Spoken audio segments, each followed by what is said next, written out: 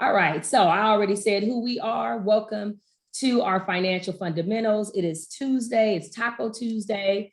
We welcome you all and we greet you here. This is just an overview that we have been here. This is our 4th week and we will be doing this for 6 weeks. So after tonight, we have 2 more sessions. However, there will be a break. So take note of this if you want to take a picture of it or whatever you would like to do.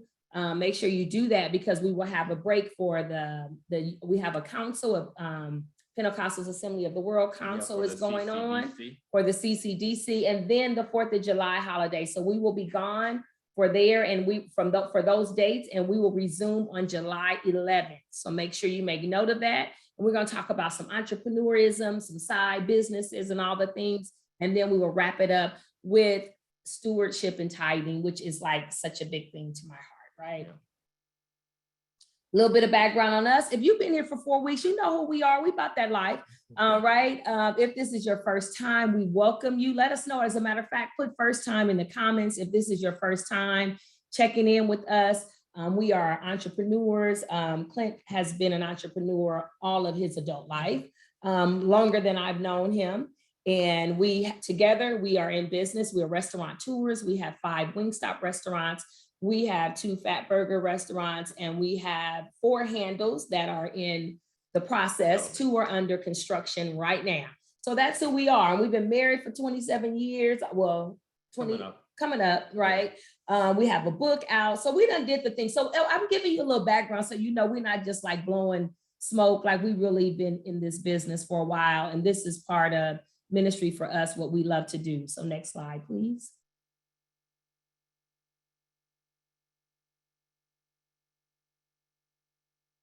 There we go. Yep. All right.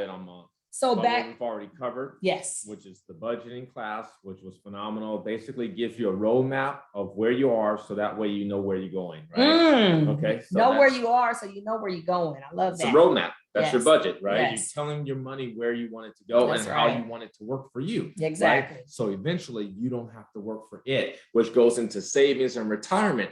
That's when your money is working hard for you, right? Yes. So then you have to protect your money and your investments in your retirement, which is insurance. And we talked a little bit about insurance. So this is actually it's a 6-part series, but the parts go in order of basically where you need to start. You need to figure out where your money's going. You need to start saving your money. You need to protect your money for insurance for that unexpected calamity, right? That's what your insurance, regardless of what it is. We talked about homeowner insurance, liability. We talked about car insurance, disability, life insurance, right? For the unexpected death that you don't know. If we knew, that the day that we were going to die, then we would just buy all the insurance that we needed the day before, and then our family would be set. But unfortunately, it don't work like that, right? So, you need to get that in order. So we were talking about that.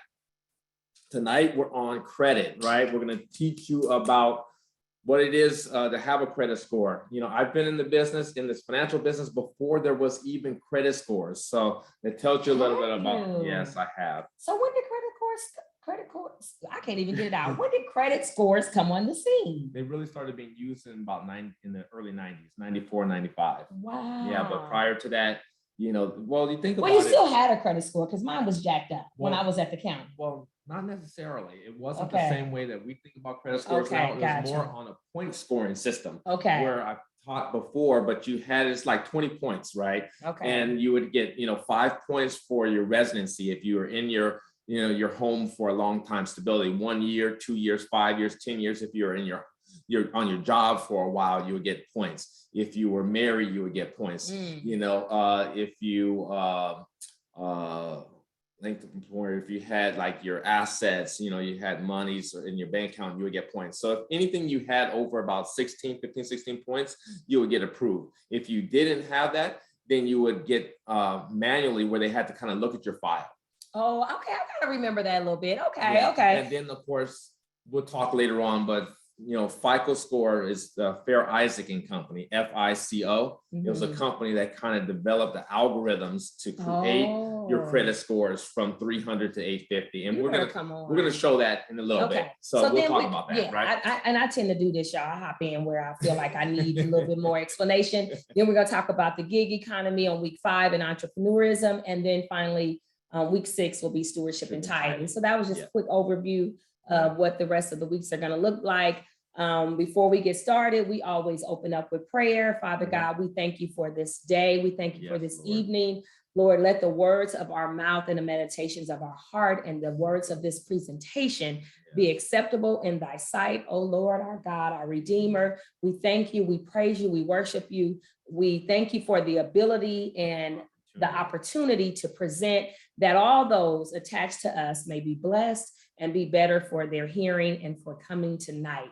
We ask this in the name of Jesus, we pray. Amen. Amen. Amen. All right, now let's get into The it. first icebreaker that you're gonna put in the chat. What is the lowest and your highest credit score that has been? So what is the lowest and the highest credit score that you've ever had? So click that chat so we can see what the folks are saying. I think it's a poll actually. No, we're gonna put the answer in the chat. So I need you to click up here at that chat. And let me see. I'm gonna tell y'all mine after y'all put y'all's. Okay, Tanya, I see you, TK. Okay, good. It's not indicative of where you are now. Not We're right just now, talking we're just about talking about it. in history, so that way we can kind of get an idea and a consensus of, where everybody is, that's participating. Yes, And absolutely. we're going to show you how to get to that quote unquote 850, which is the perfect score, right? Which is the And perfect then score. not only about that, we're going to teach you some tricks of the trade and how to use your credit. Once you get to that good and high credit score, how you can make it work for you, right? Yes. So we're going to talk about all of that. I love it. All right, couple more coming in, couple more coming in. This is good. This is good. This is good.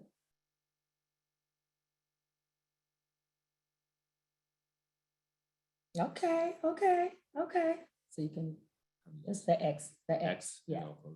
Yeah. All right. So I'll share a little bit about my introduction to credit.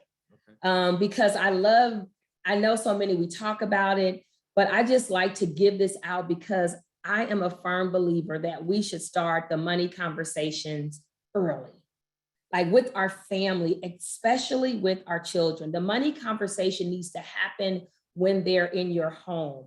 What I felt happened to me was because the lack of knowledge. I saw my grandparents, I was raised by my grandparents, and I saw them sitting at the table and they would go over the bills, they would write out the checks, they would do all the things, right?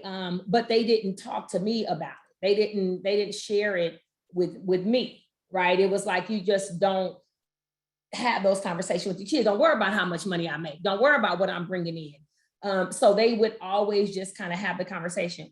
What you doing? You making, oh, okay. You had me confused, right? Because I wasn't introduced to it. When I got to college was my first introduction of credit.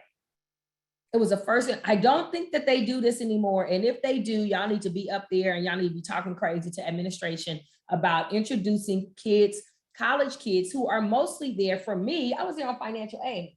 I have nothing. Now I had a Versatile card that's now called an ATM, but then it was called a Versatile card, right? As a matter of fact, it's so funny how things just come back around full circle. So my bank right next door to where our church is in Carson, that was Independent. First Interstate. And that was where my bank account was. But nevertheless, I went through Rush Week or whatever, and they had all these credit card companies. And I basically signed my name for every credit card that was there. I had my girlfriends were there and we all signed our little hearts away. Didn't know anything about credit. We only had financial aid as income. So why were we giving credit cards? So to make a long story short, by the time I got to LA County and I started working for Los Angeles County Department of Social Services, I was, I believe, 21 years old. I was already in debt. And credit card debt, and my score was shot. So I don't even remember, did I once upon a time have a high score? Because now you're saying they didn't really do the scoring like they did. All I know is I looked up, and before I knew it, my score, I believe my lowest score was like 501 or something like that. And now I'm sitting here, I got paper, I got all my credit card statements, they're all across my desk, and I'm trying to figure out how do I get myself out of this mess. But at the same time, still shopping out of control. That's why I can testify y'all and school y'all about budgeting, because I didn't have to do the work myself, right? And I remember saying, this is not good. And all my grandmother would say, didn't nobody, because I got to call her now to ask her to send me the $25 to make that basic payment. Didn't nobody tell you to go to that school and get all them credit cards? And it was all of that. But Granny, is after the fact. You should tell me my credit card when I had a chance. So that's just a little bit of background about how I was introduced. Y'all can share your stories if you ain't scared in the comments. And while we do that, we will go ahead and have, did you want to show the video? Oh, okay. So then now you're going to go. Say this. Yes. So there's 5 factors that really affect your credit score, right? The types of credit that you have, new credit, the length that you had credit, right? How much you owe, and then of course, do you pay on time, right? So here's a little video, and then we're going to talk some more about it afterwards, right? Can everybody hear? I don't know. Did we share audio? Yeah, you got to share audio. Okay. You can't hear it? No, they can't. No, we can't hear it. Okay. Let's hear it, right? There we go. Sorry about that. It was nothing but music, so y'all good. There you go.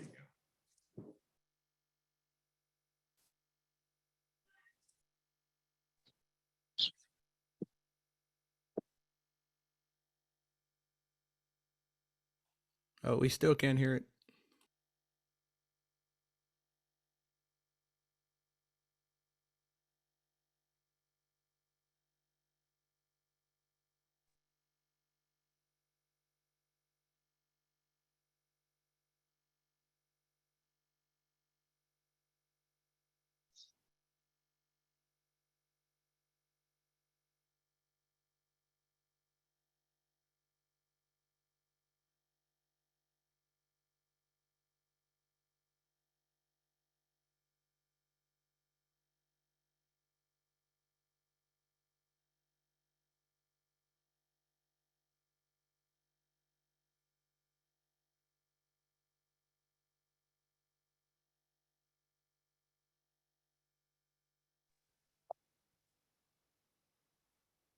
We still can't hear it.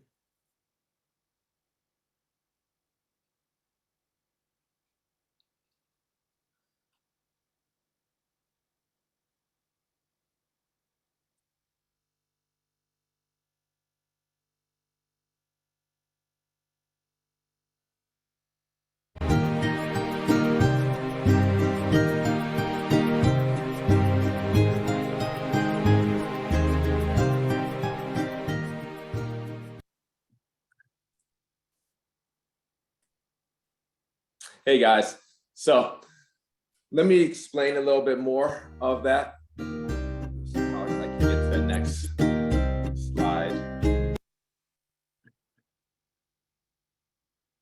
Bingo. There you go. Let's see.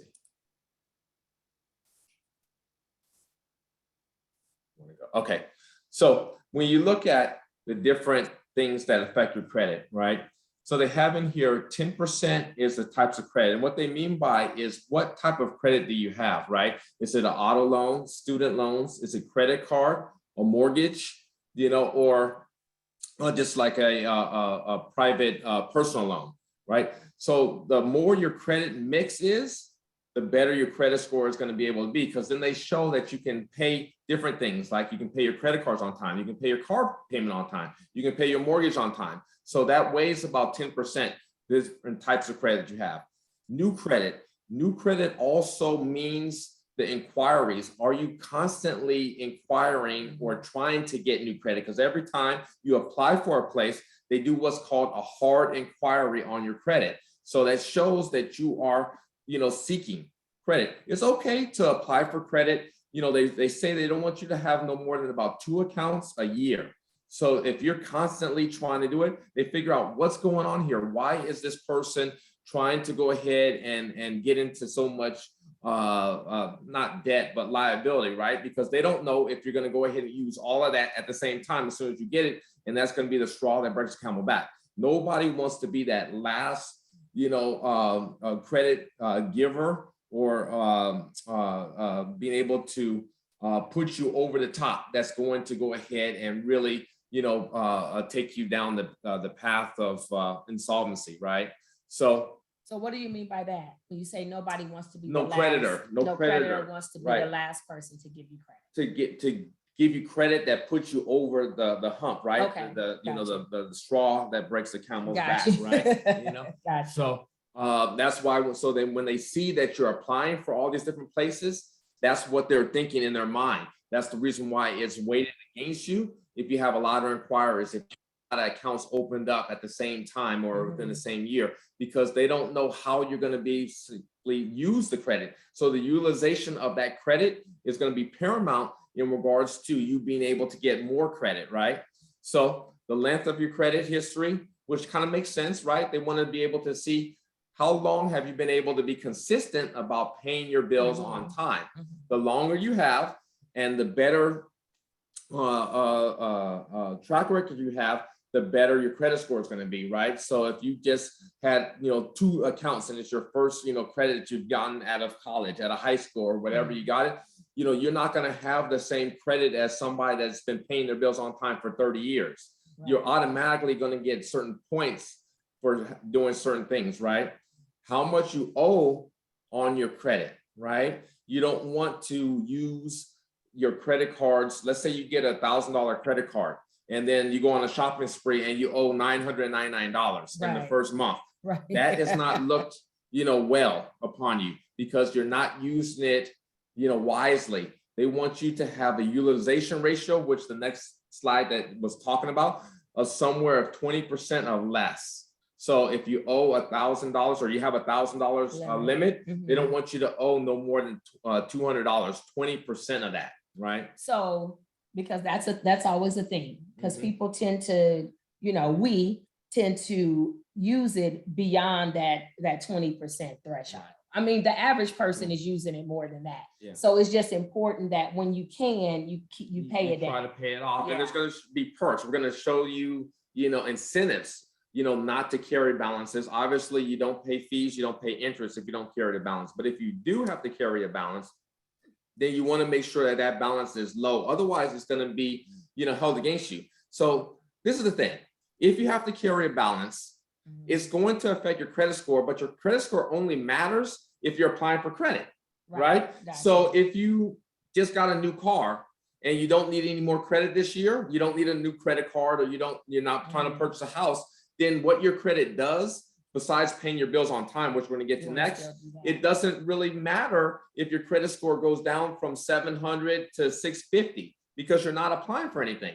So if you know in your mind and you're budgeting to make a major purchase or to buy a house, then you want to go ahead and start making sure that you're paying your bills off and trying to get them down. So that way, not only is it going to help not you having that extra bill in the household, budgeting, right? But it's also going to increase your credit score. Yeah. And I think that's because I know for some, and myself included, right, just was fixated on what's my score, what's my score. And it's like, you're not buying anything right now. So you're good. Now you don't want it to just say, oh, well, I got the new car, so I don't care. I'm not gonna pay anything on time anymore. Because so that's the most weighted factor in having credit, right? Yeah. Is do you make your payments on time? Yeah, you can mess up your credit missing a $20 minimum payment and mess it up for years. Huge. I've seen people go down 80 to 100 points just by making a $20 error, and the score goes down. They were once at 750, now they're at 675.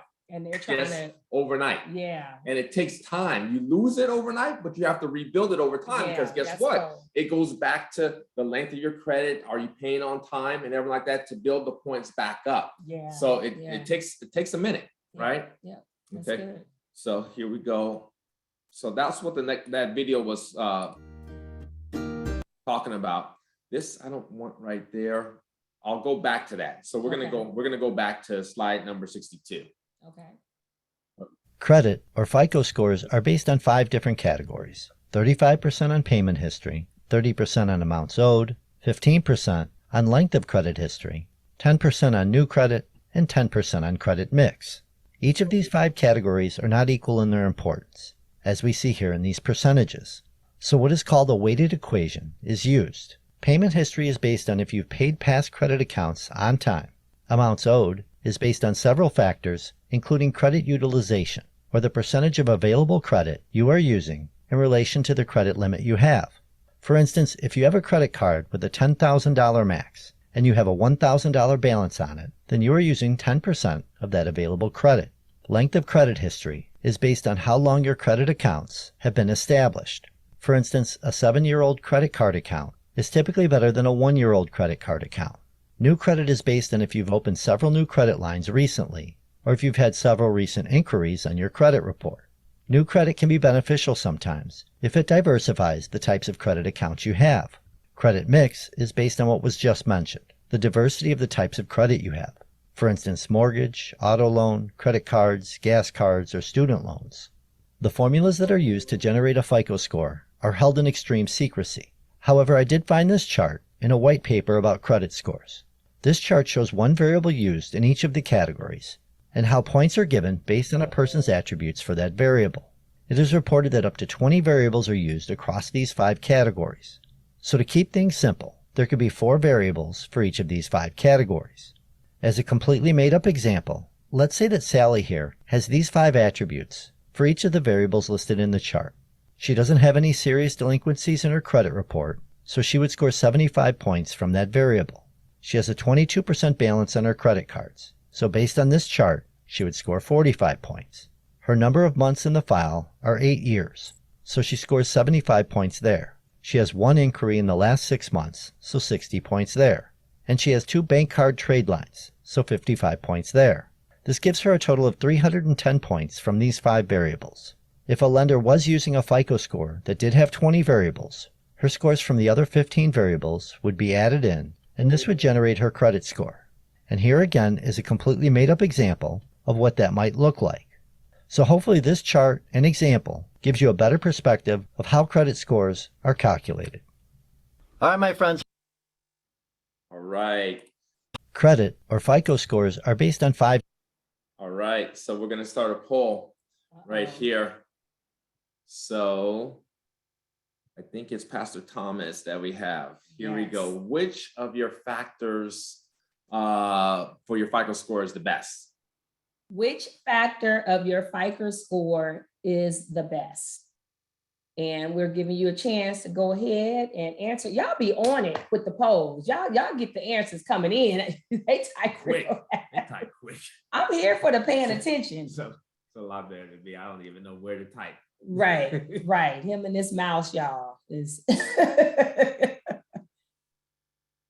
good. Which factor of your FICO score is the best? That's a good question. A good question. Is weighted the most. Okay, so break it down a little bit more. Yeah. So what do they look at the biggest, most? What's the biggest factor or biggest effect, right, that will affect your FICO score? Okay. That's good. All right. The majority has it right. Oh, the majority has, okay. The biggest factor, okay. Yeah. Okay. All right. Let me see. Do we click out of this? Okay. So there you go. So this was a little bit of the history that I was telling you about. So then I have a question. So why? So because to be honest, I was going with amount owed because I'm thinking about if I have high balances and I've charged up everything to the max, but it's actually the payment history. You gonna really take me back? He's so shady, y'all. He's so shady. 35%. Right. Okay. Whatever. Credit or FICO scores are based on 62. Okay. Right. So this is what I was telling you earlier, right? It says how do FICO scores work, right? So Fair Isaac and Company, or FICO, was introduced in 1989, but it really wasn't popularized until the early 90s, right? So then it says the company used, information from Let's credit see around. reports. Hold on a second. Yeah, Mhm. found in individuals' credit reports to calculate credit scores for them. These scores are then used by lenders to gauge if these consumers' creditworthiness, right? And to determine whether to approve their applicants for loans, credit cards, and other borrowing. So they put it between a range 300 to 850, with 850 considered a perfect score. The higher your score, the better odds that you have of being approved for your loans and lines of credit at the most favorable interest rates. And this is what I was talking about a few weeks ago, where you get cheap money. It's the cost of funds, right? The cost of the money, and that's in fees and the interest rates that you pay, right? So here is another thing. So what I will do before we go into this, I'll go back to slide 52. So this is one of my clients' credit card statements. So I want you to kind of pay attention, because one thing that a lot of people don't understand is, you know, in order to keep your utilization down, you have to know these two dates. Okay, they gotta write this down, so Yes. slow it down and get it down here where everybody can get it. Okay, so the payment due date Yes, and your statement ending date, they're not the same.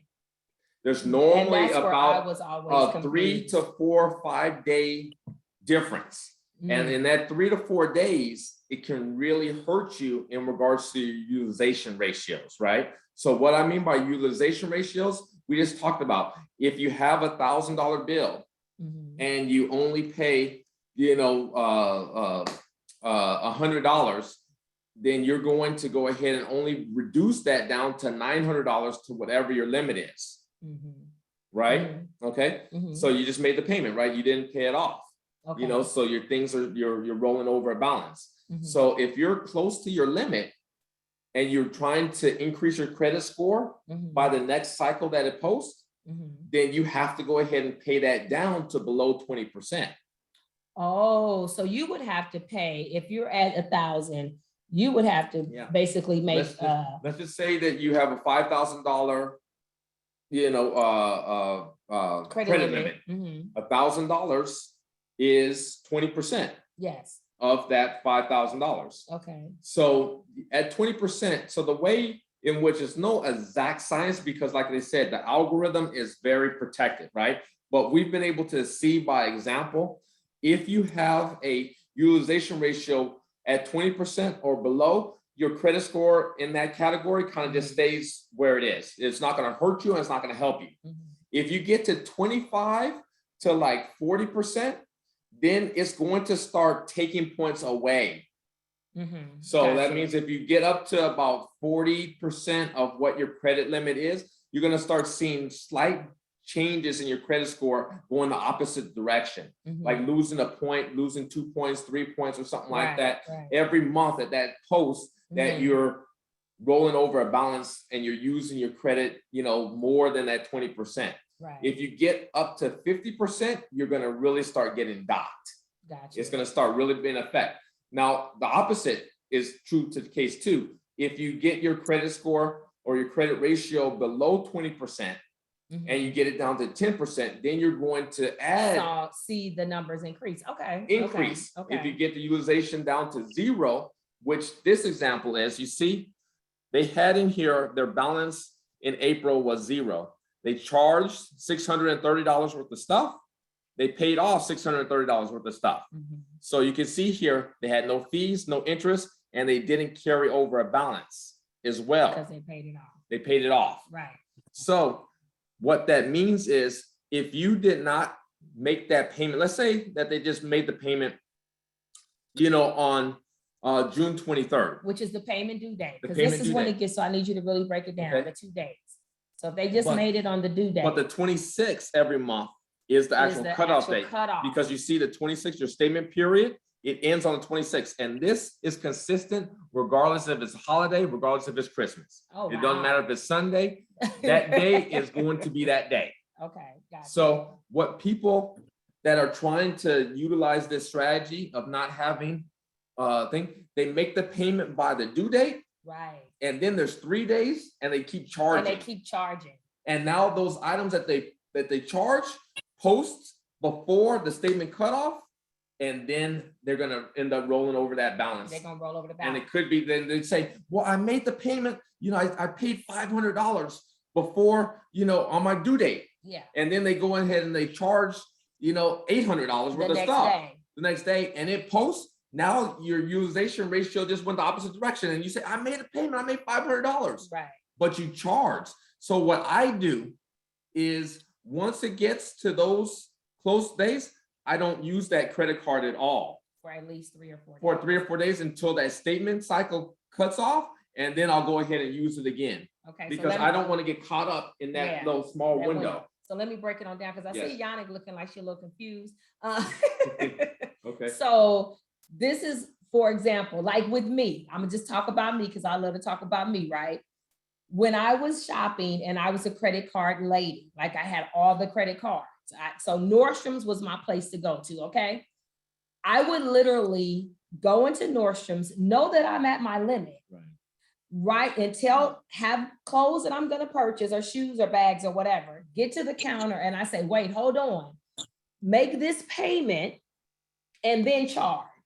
Right. All I did was gave myself access to just running up my credit card, because making that payment, yeah, it released them to say, okay, we'll let her go ahead and charge some more stuff, but it didn't help with my score at all. If that makes sense, right? Because I'm paying it and I'm using it literally at the same time, Yeah. because I never knew when the statement cutoff was, because I was so fixated on making that payment by the due date.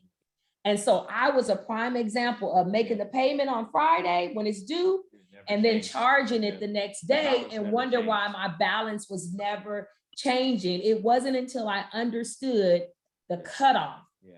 and giving yourself that when you make that payment, that you give yourself that time. Because, for example, again, using this statement, if I make the payment on the 23rd, the cutoff ain't to the 26th of whatever month it is. It's gonna always be the 26th of the month. So if I'm charging on the 25th of the month, It could post. it could post, and now all I did was just Even if add a you- balance. Even if you charge on the 21st or 22nd, because a lot of times the merchants that you may Mhm. utilize Talk about it. does not process that stuff and hit your statement, For a for couple a of couple days. days, especially if it's a holiday or if it's a weekend. Yes. And you go in there and you do some 4th of July shopping, and Right. you're trying to keep this utilization, and your statement cutoff day is the 6th, and you think, okay, I did it in time, and that thing posts on your card, and you don't even have an opportunity to make the payment because Yeah. it posted like midnight Yeah. and it settles out. So this is something that if you're trying to modify your credit score, and by making payments or paying off your accounts, Mhm. this is something that's crucial for you to know. If you're carrying a balance, then you just need to go ahead and try to make your payments and try to pay it off as much as you can, right? Yeah. I yeah. said, but if you're trying to really make an impact on your credit score, because I've seen people and clients credit scores, if they can pay off their accounts down there, let's say at a 50 or 60% utilization ratio, and they want to go ahead and apply for a home or a Mhm. car, and they just go ahead and pay it down to 10% and start making payments. And this could be as simple. So I want to let you guys know also that it doesn't matter how much debt you have, the ratios are calculated the same. Mhm. So let's just say you had a $500 credit card Mhm. and you end up having, $400 on it. You say, hey, I only owe $400, but it's the only credit card that you have in that revolving category. It's showing that your ratio is at 80%. Your score is being affected tremendously. And you can make a 60 or 70 point difference by paying that $400 off Right. just that quick. So it doesn't matter if you owe $4,000 and your limit is 5,000, the 80% is still the same. 50,000, owe 40,000, 80%. So I've seen a lot of people that don't owe that much money, and we qualify them, for a loan, for a mortgage, or even, something else that we're trying to do for them. And I look on their mix, and they say that they only have this only outstanding about $2,000. I said, oh, that's pretty good. But then when I look at how much credit that they have available, is $3,000. So they're only $2,000 in debt, but they're already up to 60% of what Got it. their utilization is. So I say, hey, let's do this. why don't we find out what your statement date is? Let's say we make that payment because they have money in their savings account. Let's just pay that bill off. Let's rerun it after the dust settles in about 30 days, and miraculously their credit score is up to something that we need them to qualify with. Yeah. Just that quick. Seen it happen. How much Just you that owe quick. on that Seen it happen. Capital One card? That's So we good. need to make sure that we mute everybody, guys. Thomas. Yeah. Okay.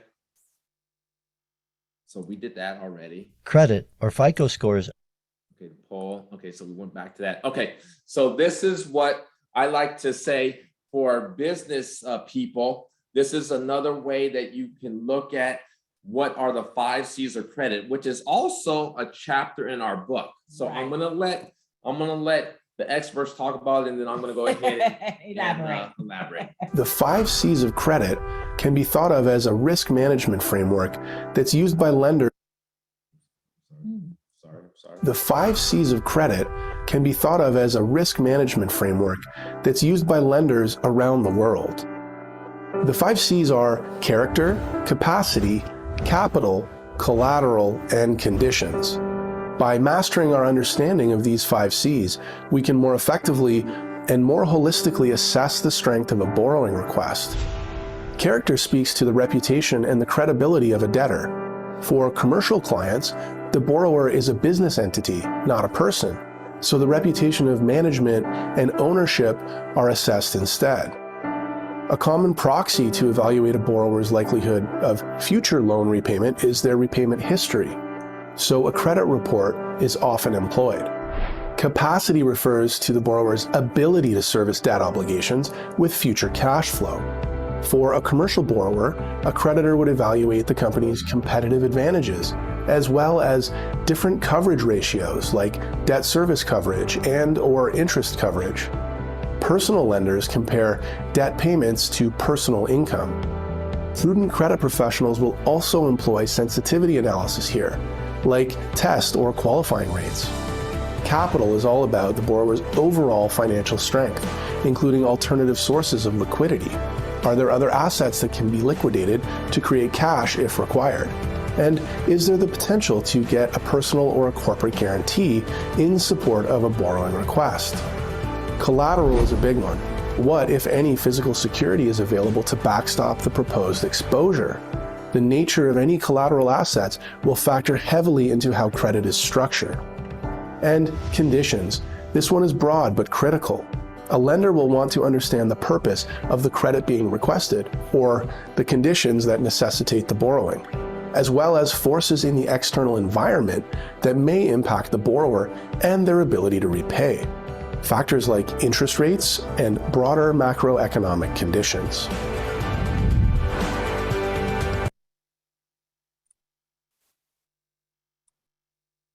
All right, guys. So I wanted to also cover, because what we had talked about before was a little bit of personal credit, but I wanted to also cover those that are seeking business credit, business Yes. capital, right? So those are the 5 C's, and that a lender or an investor is going to look at your business, look at you as a person. See, part of it was your character. Who are you? Do you even have the capacity to be able to run the business, right? Capacity was another thing. So what does your resume look like? Do you have experience of doing whatever it is that you're talking about doing, right? Then the collateral.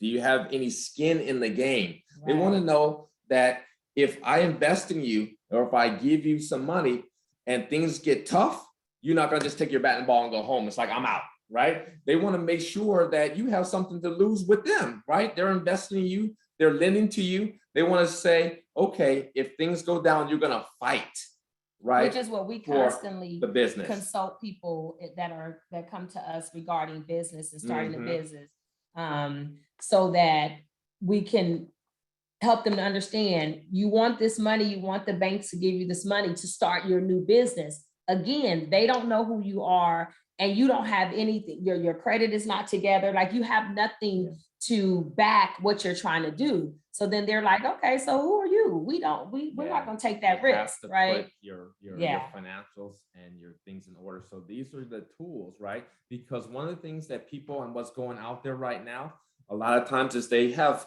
terrible personal credit. So what's happening and yeah. what the word on the street is. Okay, let's go ahead and get an LLC, let's get a corporation, build a business credit, and I can do all the things that I want to do, where you didn't even show a good credit habits, credit worthiness while you were individual. So Right. they're not going to give you lines of credit, $100,000, $50,000 when your personal credit is literally almost in bankruptcy. Yeah, It's so you not- want to you- work You on, want to work and make sure that your Yeah. personal profile is consistent to the business profile that you're trying to build, and then people will give you funding for that business. so let me elaborate here, because I always like Yes. to share our personal stories, because we're never talking at, we're talking with, this is a discussion.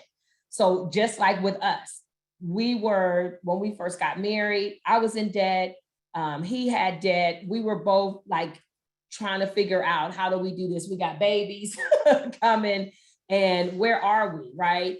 We need to get this together. And a lot of times people see the result of the Wingstop. But when we first started looking into Wingstop, it took us about a year and a half or so that you worked on our credit to Yeah. get us in a position to where we could qualify.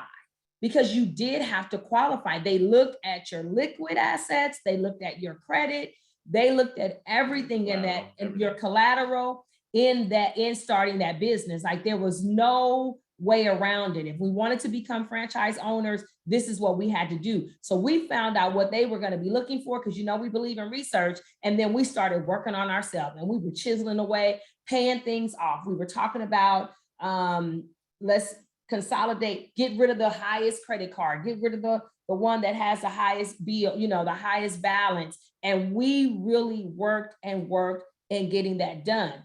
Of course, a lot of the credit came to you because that's his role. He's a financial expert. So he knew how to do the letters and do the things to help us position ourselves to be able to qualify. A lot of people say, okay, well, I have the money, I just want to go open up a business. I got some money, I'm ready to open up a business, but it's more than that. This is when credit is important, because I know sometimes there are some people out there that are now, especially with the TikTok era, that is selling on zero credit, don't have any credit cards, get rid of all your credit cards and just do everything with cash.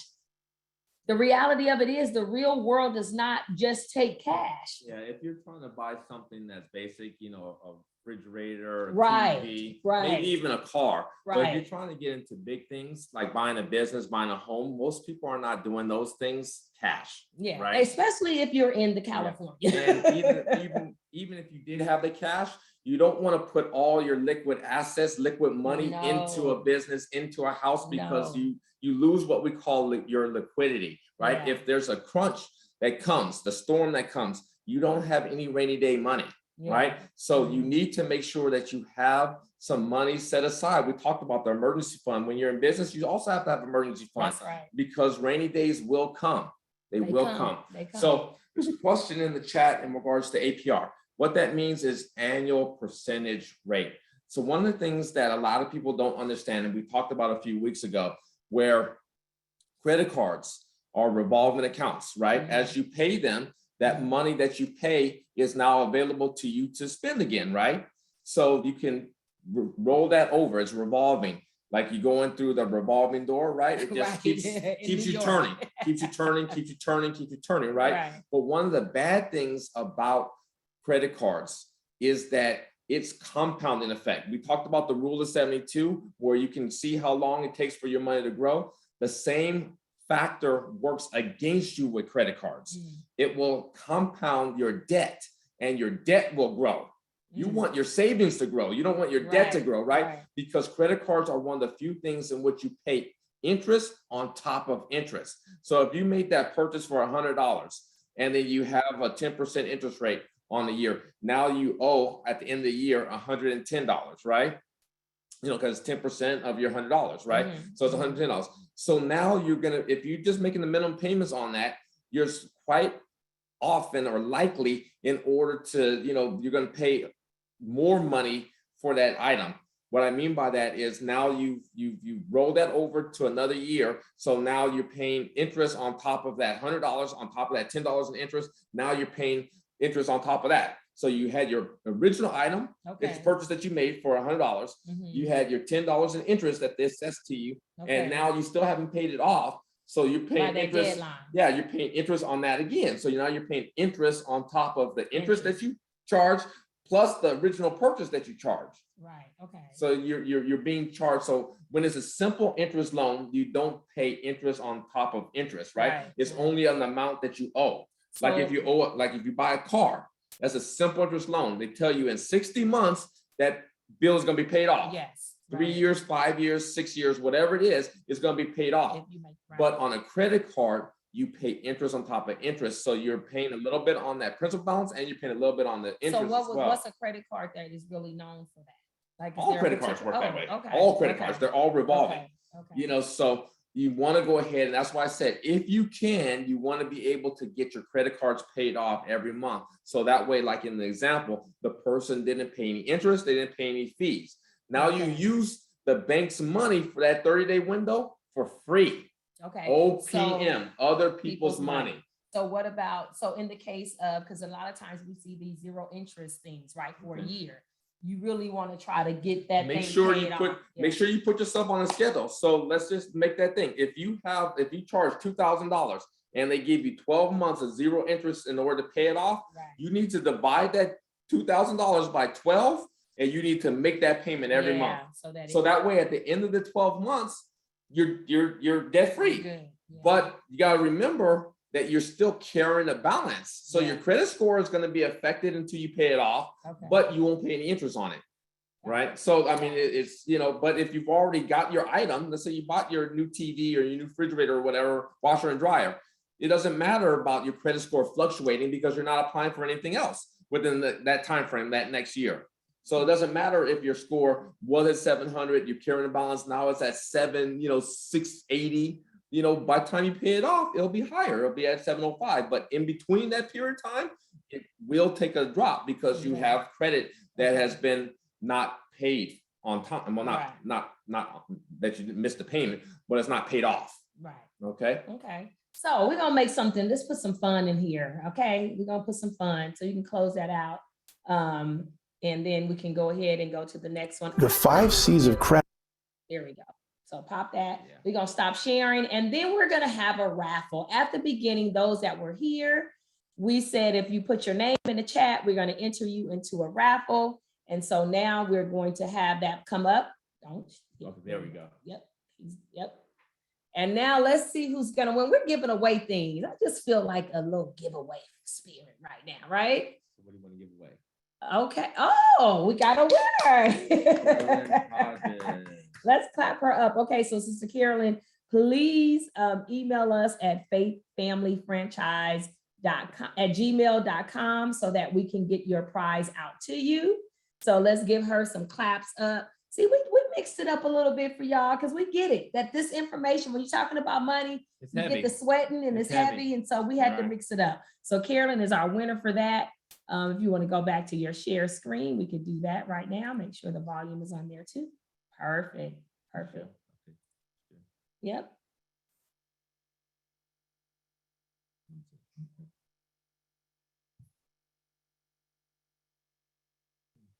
What did we do? Okay, that one she's over. This way. I need-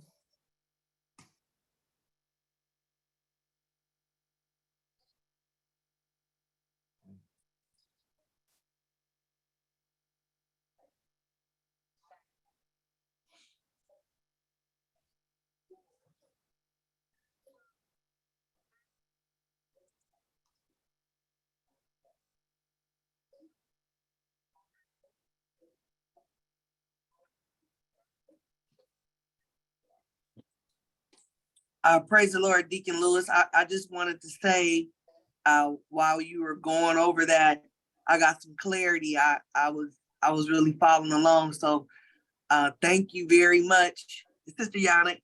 That was really good. It was very good. I think as we're going over this, the light bulb is coming on for a lot of people. Yes, we're happy for everybody to be able to get it. I don't think that we had the slideshow up. couldn't see everybody. I'll be back on my JOB. When That's I'll- all I'll right. make- Click that. Yeah. If he would let me just control the little mouse and think it'll be all right. But he want to Gotta- do it, you right? gotta accept the help. You gotta Yes, accept the help, accept the help. So let me see, let's go, because we're gonna talk about, the next slide was, I know it didn't post, but the next slide is, we're gonna teach on points.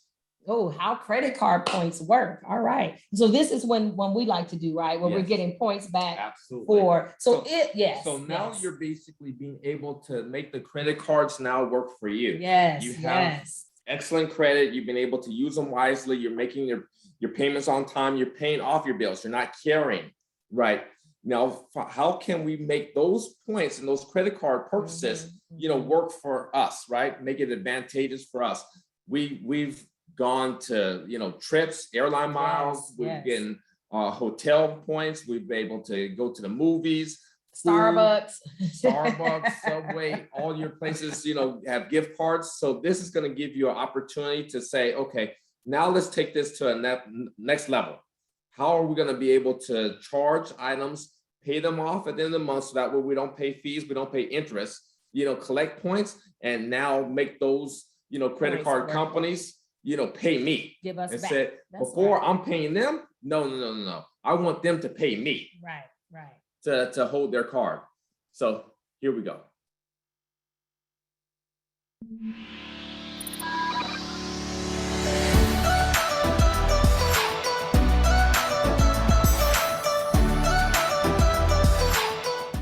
Hey Wild Hubbers! Today we'll go over how credit card points work. Credit card points are one of the three main types of credit card rewards. The others are cashback and miles. The card holders can earn points in many ways, including making purchases, getting a bonus, or referring a friend. Here's how it works. With a points credit card, you'll almost always earn at least 1 point per dollar spent on all purchases, but certain cards offer more. Some offer the same amount of points across all purchases, while others will reward certain categories of spending with extra points. For example, a credit card might offer 3 points per dollar on all travel, while giving 1 point per dollar on other types of purchases. Now let's talk about redemption, or how you can put credit card points to work. You can generally redeem credit card points for travel, merchandise, cash back, or gift cards. Sometimes you can even redeem for exclusive events or donations to charity. Each issuer offers a different range of options. For example, 1 point may be worth 1 cent each when redeemed toward a travel, and half a cent when redeemed for cashback. Although each issuer has their own specific instructions for redemption, you can usually redeem your points by logging into your online account and going to your issuer's reward center. Some credit card companies may try to trick you by giving you lots of points, only for you to find out that those points aren't really worth much. So to maximize your rewards, pick the card that gives you the highest redemption value for every $100 that you plan to spend on it. Now that you know how credit card points work, you can browse the best points credit card offers at WalletHub by clicking the button here.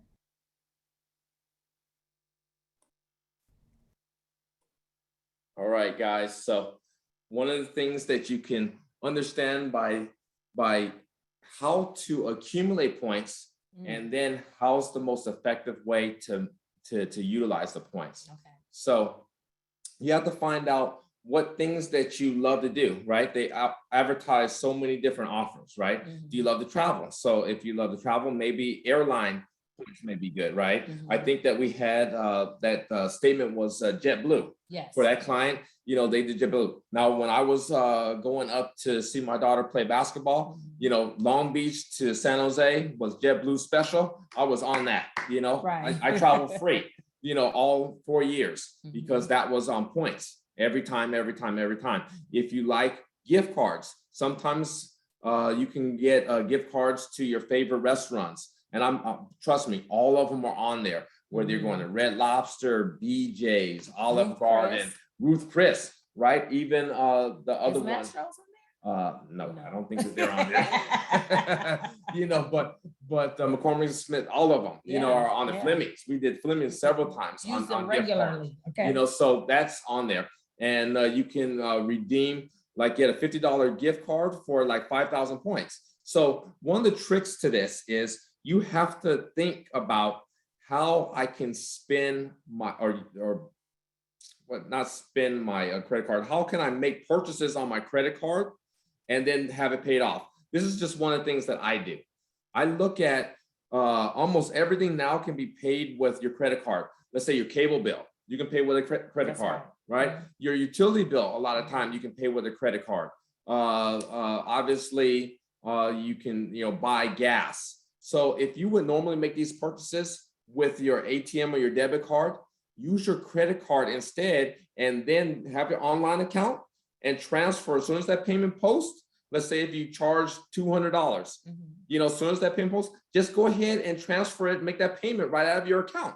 So instead of having your debit card where the money comes out immediately, just log in and make a payment. You can make 4, 5, 6 payments in a monthly time period. There's no, you know, limitations on how many payments you can make with a credit card in that particular month. So that's how I do it. So that way I don't carry a balance, but I get to use my points on everyday purchases.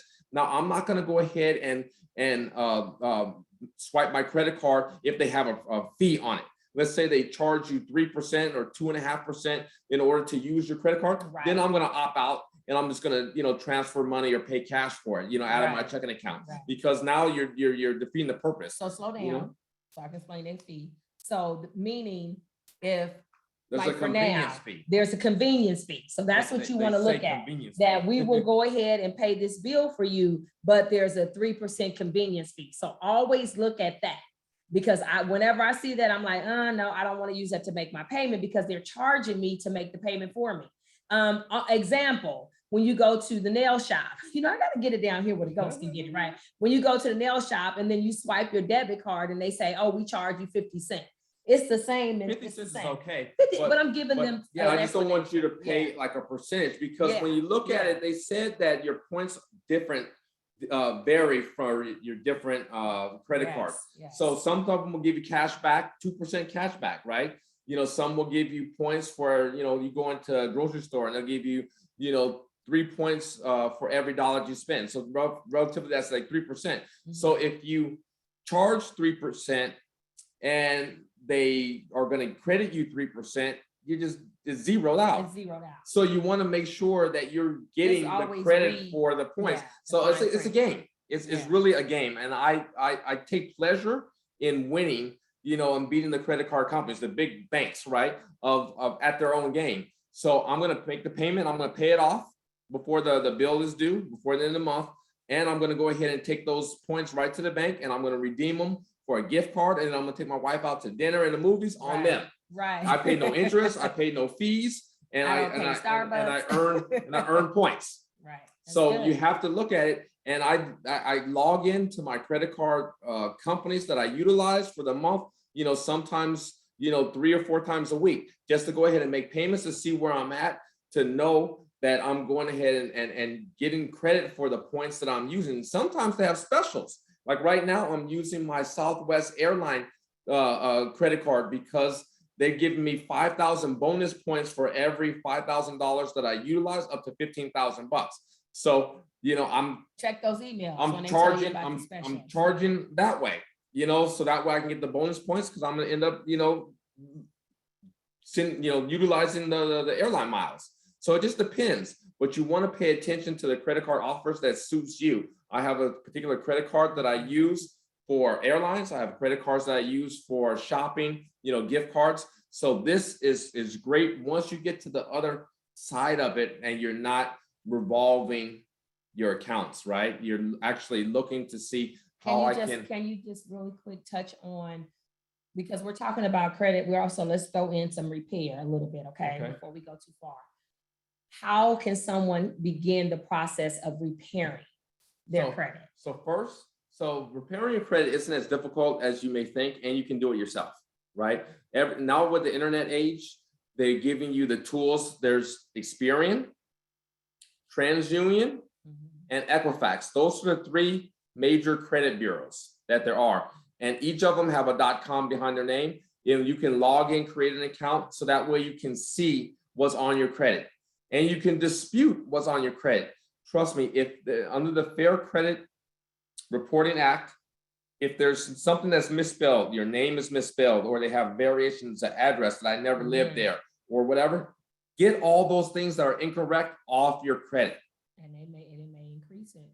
And that will, once you start getting your accurate, now you're able to see where is my credit really supposed to be if everything is accurate. And it's okay if you have collections or charge-offs on there. What you could do is make them prove that it is your bill, right? They're supposed to maintain the original contract, which is the original agreement that you signed. They have to keep that for 7 years.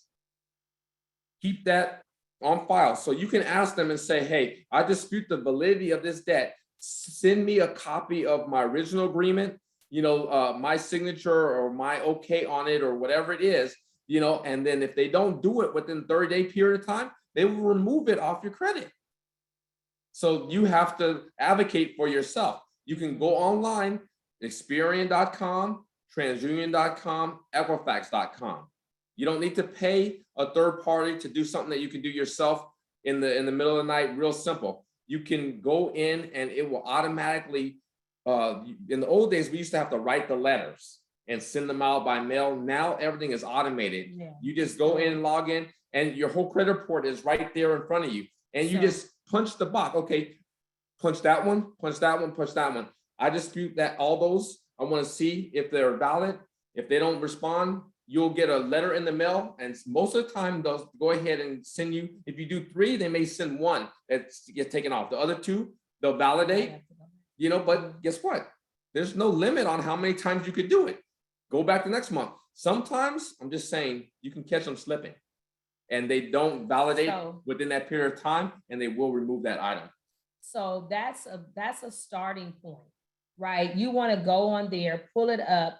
Addresses are huge. Those are huge things to dispute, because it could be the apartment number is wrong. I'm just trying to any little thing, y'all, is validation for them for you to be able to dispute. So start there. I know people have done consolidation. Listen, we over here, there's no judgment, but it's not credit repair. You have to be careful with that, because that can also damage your credit for a minute, because it's basically saying you don't have the wherewithal, or you're not responsible enough to handle it. So you got to have somebody else do it for you. And then doing that, click twice. And doing that, now they're like, okay, well, that ain't helping. That's not helping, because you're not allowing, you're not being able to be responsible yourself. So you don't want to do that, because you don't want to get caught up in the consolidation game, right? So it's just important that when you start looking at that, because I've gotten calls before with people asking, I'm thinking about having my credit consolidated. What do you think? Should I do that? Should I do bankruptcy? Get with the financial advisor for all of those things, but don't just jump into it. Do the research. So remember, we talked about your utilization ratio, right? If you have a high utilization ratio because you're maxed out on your credit cards, then being able to consolidate those into a installment loan, which a lot of credit unions, we talked about credit unions and how advantageous it is to work with them. Now, let's say you have $5,000 in credit cards and it's all maxed. You can get a personal loan consolidation from the credit union, consolidate those $5,000 into just one installment loan that you're going to pay off in 3, 4, 5 years or whatever. Now you have a 0 utilization ratio on your credit cards. Don't charge them back up. Don't close them because you paid them on time. They were just at one point in time maxed out, and you want that history. You remember there's those 5 sections. So if you close that account out and I'm done with credit, I don't want to do anymore, you just eliminated that history, that payment history that you may have had for 5, 6, 7, 8, 9, 10 years. Right. So you want to be disciplined. See, credit is all about discipline. They will give you credit when you don't need credit, because that shows that you are disciplined enough not to max credit. Yeah. So that's how you want to be able to look at it. So consolidation, if you're getting out of revolving debt into installment debt, which is just like a personal loan, that is not a revolving account. So it's not in your utilization ratio. Your utilization ratio is only your revolving accounts. And what is in revolving accounts is credit cards, gas cards, retail cards, and home equity lines of credit or equity lines of credit. That is a revolving account as well. That could go against you if you have that maxed up too much. So you want to look at that. Regular installment accounts are not revolving accounts, Yes. like car loans. So real quickly before we go to the next poll, because time is getting away from us. What about auto pay? I know you talked a little bit about that, but that was one of the questions. Yeah, auto pay is fine. I mean, it's just a matter of you making sure that your payments are made on time. So however it works for you, then definitely do it. But auto pay is also if you're carrying a balance. Yes. So it's going to make that minimum payment for you. But I really suggest that you make more than the minimum payment. So that way you can get out of debt. If you can, try. You know, I like this. I know one thing for me, when I was going through the getting out of debt journey, the credit union, and I see some people have mentioned this in their in the comments about someone is Bernita is with Navy Federal Credit Union. I love credit unions. Yeah. They are ones that when I had a whole lot of credit card debt, and instead of going and having it into a consolidation, I just went and got a personal loan from the credit union. They paid off all that debt, and then I just made the one payment to the credit union, which was usually a low interest rate. That's the true meaning of consolidation. Yes, yes. These credit restoration companies You have gotta be have careful. twisted it up in regards to what a consolidation loan is. Yes, yes. I see a lot of people, I see Brother Brown taking advantage of those points. Listen, we go to Best Buy and we will take all of them little Best Buy cards. I don't care if it's $10, you're gonna ring up 10 of these $10 cards for Best And Buy. knock it off that balance. And knock it off. Okay, don't play with me. So that's good. So let's do a poll. And then we'll try to see if we can get this cute little game going just to get some feedback. We wanted this to be a little bit interactive. So here we go. What age were you when you first activated your credit? When you first activated your credit, I want to say I was 18 for sure, because it was my probably first semester of my freshman year at Cal State Dominguez. So that was probably, wow. Yeah, I was in high school. You were in high school? My sister, which is 5.5 years older than me, had American Express card and put me on as a user. And I built my credit. I've been with you for 27 years. I didn't know you had no, you and Pam was in them credit card streets at 18 years old. Okay. She was already in her 20s and I was, 16. And I wow, used to just, wow. buy lunch after school or whatever, and we paid it off. And it built my credit. See, everybody has a different story. That's why there is no judgment. Y'all, I just saw opportunity to shop at the mall, and that's what I did. Okay. I was trying to be fly on campus. Wow, a few people said 13 to 17. That's really young. Yeah. Really, really young. Really young. I was in that category, 16. Okay. Okay. Our kids, we learned and we know how to do this. So we added them on as authorized users on our credit cards, so that way they can build their credit profile. You want to teach them young, y'all. They were able to already, by the time they graduated high school, they already had 700 credit scores. So now the cars that they drive is in their name. Amen. Come on. We help them still with the payments, but it's in their name. And that's important to know, right? And we'll talk about co-signing on the next. No, when we do do a not wrap co-sign. It's in their name. Yes, they work. So we thank God for that. All right, that's a good poll. All right, so let's see how we can go ahead. And the majority of the people were 18 to 25, 96% are 18 to 20. Yeah, That's me. That's totally me. In college, totally me. So we have a fun little game, student loans with private loans. Yeah. Okay, yeah, while we're getting this game up, you can talk a little bit about that. Yeah, you wanna be careful with that. Okay, we did the poll, and that's just where you can get our books and more information. And let's see how we can get this other screen up. I think I have to stop, and then I have to do share again. So I'm gonna stop. And then I'm gonna put, why is that one so high? Yeah, I don't want to, trying to get rid of that in the back. Ciao. Yanni cannot go on vacation, no mas. Okay, we're gonna get this other get this up. You all are doing a really good job. Thank you. I'm- Give us somebody give us some We feedback, need some right? help. Yeah, you need guys are help. doing a good job. You toggling between your screens. I see you doing a good job. Good You job. see Good me job. over here getting some effort going. So I think how we're gonna do this is we are going to, I hope y'all can see the screen, share the screen. We are going to play a little bit of Jeopardy. So this is how we're gonna do this, right? I got it up. I'm feeling good about myself. I did that thing. Y'all give me some kudos and stuff like that. So as we're wrapping it up, we just want to do a couple of little bit. This is a fun game. Obviously, we have educators on here that do this much quicker than I do, but here we go. So how do we want to do it? Let me see. The first person that says me in the chat, you will be the first person to choose a Jeopardy question. Okay, I'll go first. Let's do terminology for 100. You want terminology for 100. All right. Yes. Let's go. A yearly fee that may be charged for having a credit card. So a yearly fee that may be charged for having a credit card. Oh man. Is it APR? No, think about yearly. Yearly. What is a year? What is it? Annual fee? Yes. All right, here we go. Let's see. Oh! What is an annual fee? Yeah. Look at you. You did it. All right, let's go to escape. Who we got in these comments? I see folks. Okay, brother. Okay, let's see. We're going to go with Keelan. Cheryl Okay, Johnson. Keelan and then Cheryl Brother Johnson. Brown. Cheryl Johnson, unmute yourself. No, first is Keelan. Okay. So Keelan, unmute yourself and then select your category. There you go. There you go.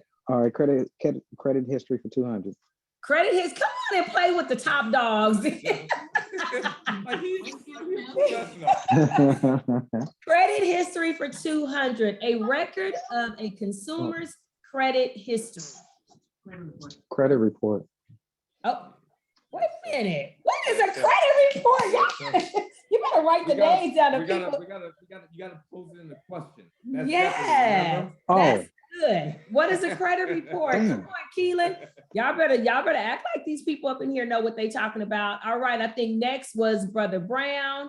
Brother Brown, unmute yourself and give us what category that you would like. Credit history, 100. Credit history for 100. You don't want to go higher than that? Listen, come on. Let's go 5. 500. Let's go credit 5. history. That's what I'm saying. Get the money. Get the money. What are 2 results of not using credit cards properly? Poor FICO score.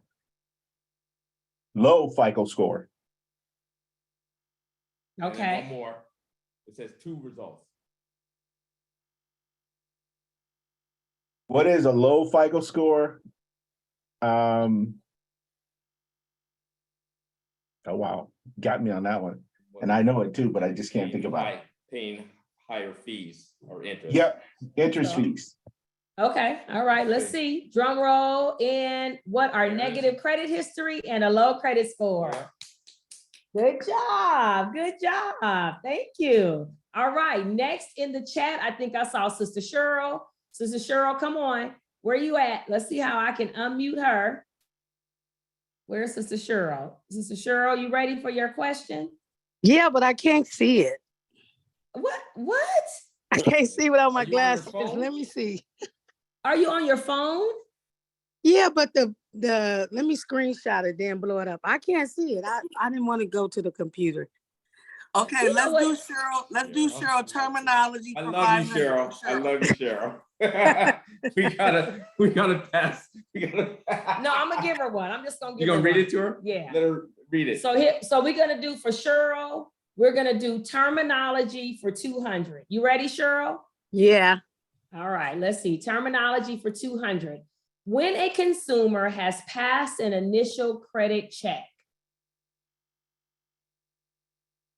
What's that? A background check? Let's see. Let's see. Don't say no. We don't That know. ain't it. That ain't it.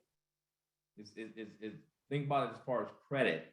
You know, background checks are normally, you know, like if you. Well, she works for the sheriff company. I That's why know. she said background. She's thinking like, you know, So I gotta criminality. pass. We're talking about Thank credit. you, We're talking about credit. We're not processing people. She worked for the sheriff, so she went straight to background check. Listen.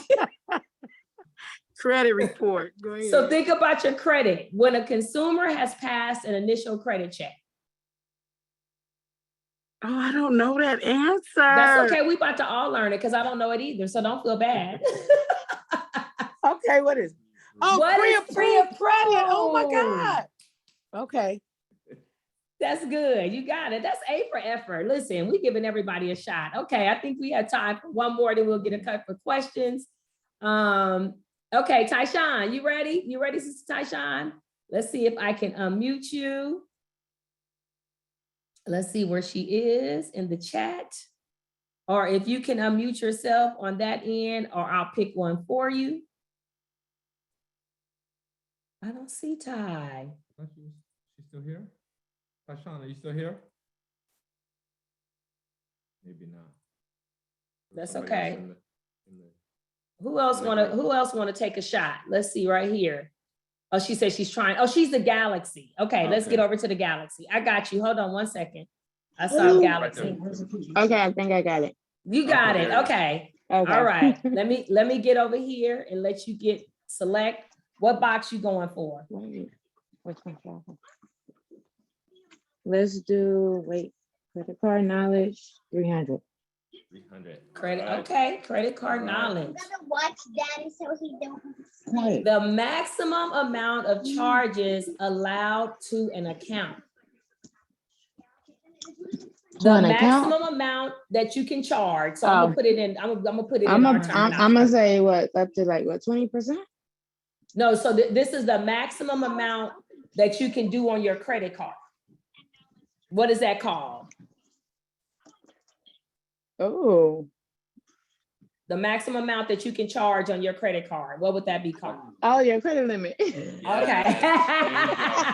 I had to get it down here where the ghost can get it. I got you. There you go. Yes. What is the credit limit? Awesome, awesome, Okay. awesome. This is cool. See, this is fun. This is a fun night. All right. So we're going to quit sharing. We're going to escape. Thank y'all for participating. I think Brother Brown, did he get that 500 points? So I think he'll be the winner for that, but Yeah. that's okay. That's okay. We'll be back. We'll be back. Do we have any questions? Do we have any questions in the chat Last that four we can questions cover? in the chat. We got Look, 5 this, I minutes. like when we get to see everybody. We are here. We're able to see everybody. We got about 5 minutes. If you have any questions, please let us know. Here's your opportunity to let us know right now. Everybody saying hi. Give her, oh, Lord have mercy, Jesus. There we go.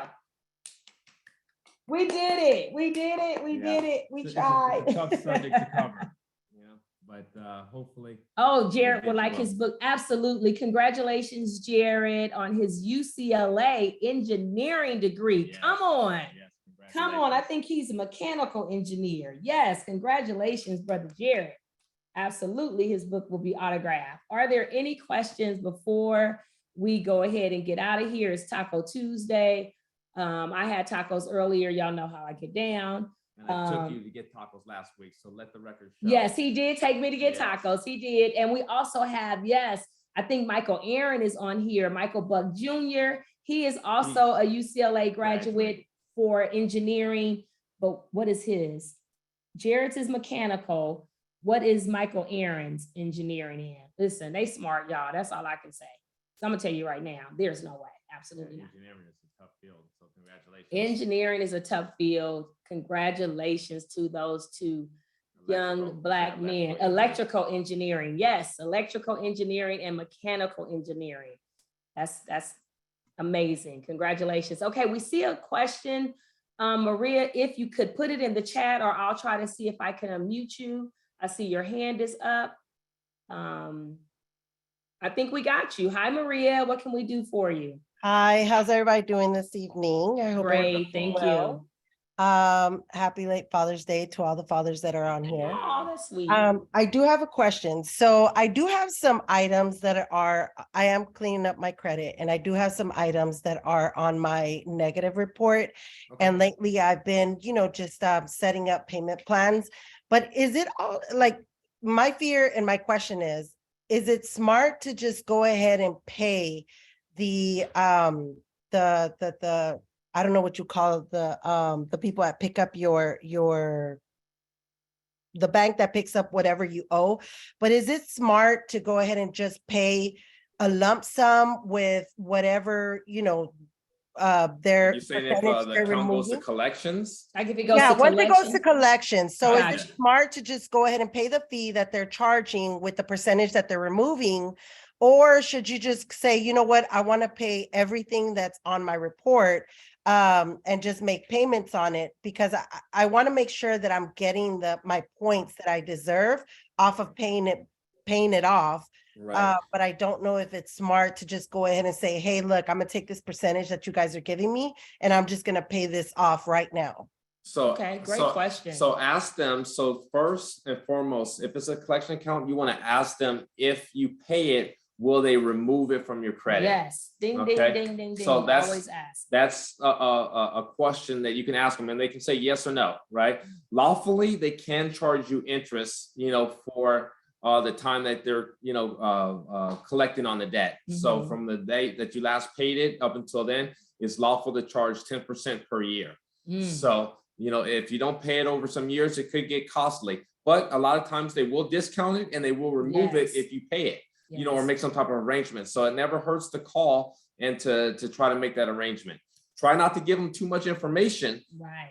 because they will utilize that. It's like, what's that thing? If you talk, they can use it This against will you. be used against you in a court of law. So, yeah. So when you're talking to them, say, hey, yeah, it's come to my attention that this is on my credit. I want to go ahead and pay you off. Will you delete this from my credit report Once it's paid off, yeah. if I pay you, Yeah. on And then time by the sometimes end of the month or whatever? I've even heard where people have gone in and negotiate and had that Amount balance reduced. Like if it was Like half. 3,000 and you said, listen, I got 2,000 a day, I will pay you right now. I Yep. will send it to you. If you take this off my credit and get this $2,000, listen, those credit card, those, what do you call it? Collection agents, they We'll get take it. paid on commission. He used to be one. Yeah. So they gonna try to get that money by the end of that month. They need to Yeah. be, getting they check, right? By the end of the month. So 9 times out of 10, Don't make a deal. they will make a deal in order to get it off. So don't just call them, Maria, and be like, okay, I got this money, my balance is, I owe y'all 5,000 and I'm ready to give you 5,000 a day. No. Nope. Yeah. You say, this is what the balance is. This is what I'm in position to do today, right now. If you let me, will you take it? All right. And then I think we got one more. Yeah, there was one that says, what's the benefits of having multiple credit cards instead of just one? The credit mix, having, variety of accounts on your credit does give you a little bit of a edge, and having different credit card purposes for points. Airline, I have, credit cards that I use for airlines. I have credit cards that I use for gift cards, credit cards that I use for, other things that I want to purchase or utilize. Mhm. So that could be a benefit to you, of having. If you have multiple accounts and you run them all up, then it's going to be negative. So you want to be mindful of your accounts that you are opening, and don't open them all at once. Build your credit over time. If you try to open up 5 accounts at once, I explained to you as well that inquiries and new credit will hurt you, temporarily until you can build them up and pay it on time. Yeah. Okay. So it is now 8:31 and we try to promise to be done by 8:30. Thank y'all so much. I'm glad y'all hung in there with us. We were having a little bit of technical difficulties, but we figured that thing out, okay? So we got through all the slides, we did some polls, and we did some giveaways. So don't do us, okay? We will be up there on CNN one day, or MSNBC, covering their whole little section. Yes. That's coming, y'all. It's coming. I feel it, right? So thank you for tuning in. Again, I know I missed the screen, but if you would like to, hi Reardon, if you would like to be a blessing to the Ecclesia of Christ Apostolic Church Ministry and the Sunday School Department, You can please do so with Zelle. Cash App is the Cash dollar App. sign Ecclesia of Christ, the dollar sign Ecclesia of Christ, EKKLESIA of Christ. Via Zelle, it's Ecclesia of Christ Apostolic at gmail.com, Ecclesia of Christ Apostolic at gmail.com. And then you can text give. Just follow the Tithely app, 855-573-7196. So once Thank again, y'all. 855-573-7196. We love you and we And appreciate the books you guys. are available Yes. at faithfamilyfranchise.com. If you have any further questions, if you want to get with Clint to talk about some financial advisory that you need, you can reach us at faithfamilyfranchise@gmail.com or just faithfamilyfranchise.com. And there's a way to contact us as well. We look forward to seeing you all back here July 11th. July 11th is gig economy and entrepreneurism. That's gonna be good. We're That's teach you gonna how be to make money. good. We're gonna teach you how to make money. We're gonna teach you how to budget, save, invest, get your credit right. Next, we're gonna talk about getting some extra coins into your pocket, into your household, right? Thank you all. God bless you. Have an amazing week. Have an amazing holiday. We won't see you until after then. Be safe. They already shooting fireworks in the sky. We love y'all for real with the godly love. May you be blessed richly and have a good week.